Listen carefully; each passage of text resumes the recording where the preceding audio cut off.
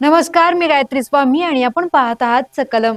आज मी तुम्हाला चायनाच्या शिक्षण व्यवस्थेतील एक धक्कादायक वास्तव सांगणार आहे. चायनाने 12,200 अंडर ग्रॅज्युएशन कोर्सेस रद्दबाद केलेत. हजारो कोर्सेस रद्दबाद केल्यानंतर त्यांनी 10,200 नवीन कोर्सेस देखील ऍड केलेत. असं काय घडलंय की ज्यामुळे चीननं त्यांच्या शिक्षण व्यवस्थेत एवढा मोठा बदल केलाय? एवढंच नाही तर चीनला रेअर अर्थ मिनरल्स मध्ये टक्कर देण्यासाठी अमेरिकेने 2024 पासून त्या संबंधीतील नवीन कोर्सेस त्यांच्या सिलेबस मध्ये ऍड केलेत.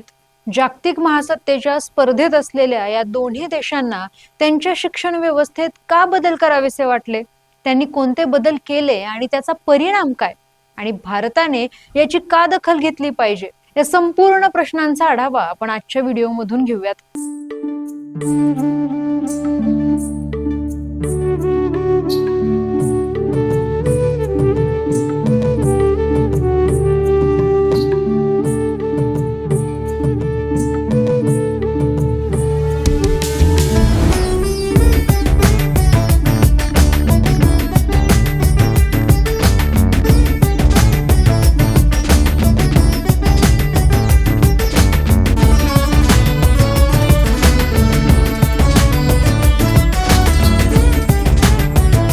जुन्या कोल्हापूरची परंपरा, नव्या कोल्हापूरची पसंती. Chandraroop cloth stores, Laxmi road, Kolhapur.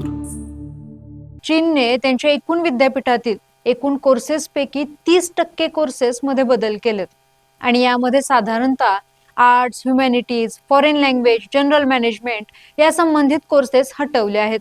आणि याचं प्रमुख कारण आहे नवीन तंत्रज्ञान. आज AI देशांच्या अर्थव्यवस्थेच्या उंबरठ्यावर आहे. त्याने हळूहळू देशाच्या अर्थव्यवस्थेत हातपाय पसरायला सुरुवात केली आहे.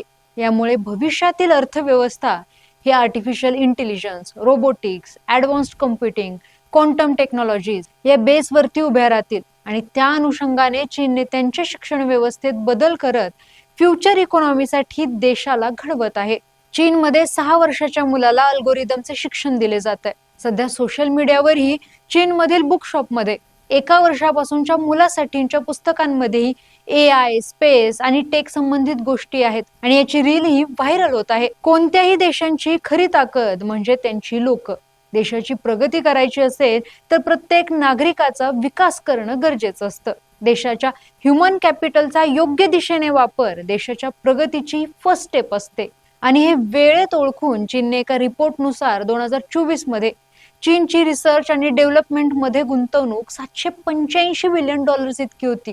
तर भारताची गुंतवणूक GDPच्या 1% पेक्षाही कमी आहे. यामुळे चीनची अर्थव्यवस्था आज $19 ट्रिलियन आहे आणि भारताची अर्थव्यवस्था ही $4.1 ट्रिलियन इतकीच आहे.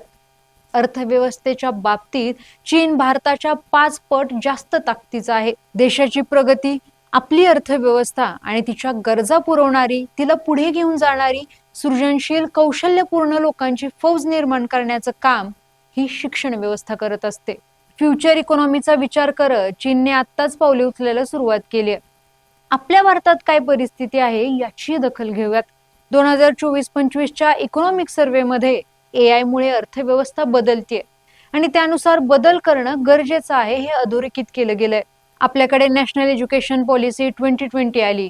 शिक्षण व्यवस्थेतील बऱ्याच फ्रेमवर्क्स मध्ये बदल झाले, पण कागदांवरचे बदल म्हणजे काही त्याची प्रभावी अंमलबजावणी झाली असं नाही ना, खरोखरच जमिनीवर तसे बदल झाले असंही होत नाही.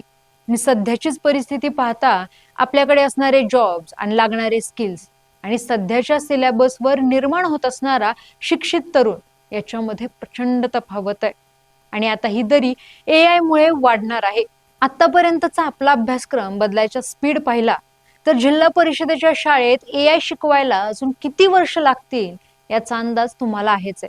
शिक्षण क्षेत्राचे विविध बोर्ड्स असल्याने शिक्षणाच्या दर्जातही बोर्ड वाईज तफावत आहे. आणि देशातील ज्या काही खाजगी विद्यापीठं आहेत किंवा काही ऑटोनॉमस स्टेटस असणारी विद्यापीठं आहेत ते लाख रुपये फीस घेऊन जॉबचा वायदा करतात. पण कोणीही शिक्षण व्यवस्थेच्या रचनेत, सिलेबसमध्ये म्हणावा तसा बदल करत नाहीये. इकॉनॉमिक टाइम्स एज्युकेशनच्या सर्व्हेनुसार शिक्षण क्षेत्रातील टॉपच्या 69% लोकांचं म्हणणं आहे की आपला सिलेबस आणि इंडस्ट्रीची मागणी यामध्ये सुसूत्रता नाहीये. आणि यामुळे आपली सद्य परिस्थिती आणि भविष्यातील इकॉनॉमीचा विचार करता आपल्याकडच्या बेरोजगारीचं प्रमुख कारण आपल्याकडची अकुशल तरुण असतील, ज्यांच्याकडे इंडस्ट्रीच्या मागणीनुसार स्किल्सच नसतील. महाराष्ट्रातही पाहिलं तर काही वेगळं चित्र नाही. महाराष्ट्रातही शिक्षण सम्राट, कोचिंग मास्टरांची संख्या वाढली आहे. बऱ्याचदा मोठमोठे उद्योगपती आणि नेते मंडळींचीच शाळा कॉलेजेस असतात किंवा विविध शिक्षण संस्थांच्या अध्यक्षपदी त्यांच्याकडेच असते. मग शिक्षण व्यवस्थेत बदल करण्यासाठी निर्णय एवढ्या संथ गतीने का घेतले जातात? नक्की कुठे पाणी आणि पैसा मुरतोय? शिक्षण महाग होत चाललंय, पण त्या शिक्षणाचा आउटपुट काय? असे प्रश्न लाख लाख रुपये फीस देणाऱ्या पालकांसमोर आहेत. चीनने $300 बिलियन खर्च करून AI इन्फ्रास्ट्रक्चर उभं केलंय आणि अशा पद्धतीचं प्लॅनिंग आपल्याकडे होऊच शकतं. आणि यासाठी शिक्षण व्यवस्थेत बदल झाले पाहिजेत, यावर सरकार, विरोधक आणि सामान्यांचंही एकमत आहे.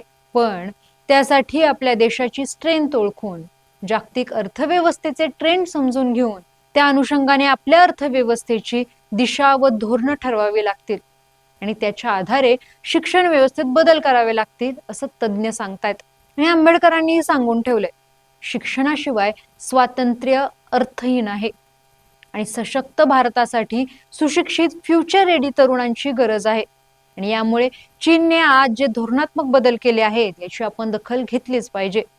चीन हे करू शकतो तर भारत ही आवश्यक ते बदल नक्कीच करू शकतो. पण या महासत्तेच्या रेसमध्ये वेळीच पावले उचलण्याची अट आहे. याची दखल आपले राज्यकर्ते घेणार का, हा प्रश्न आहे.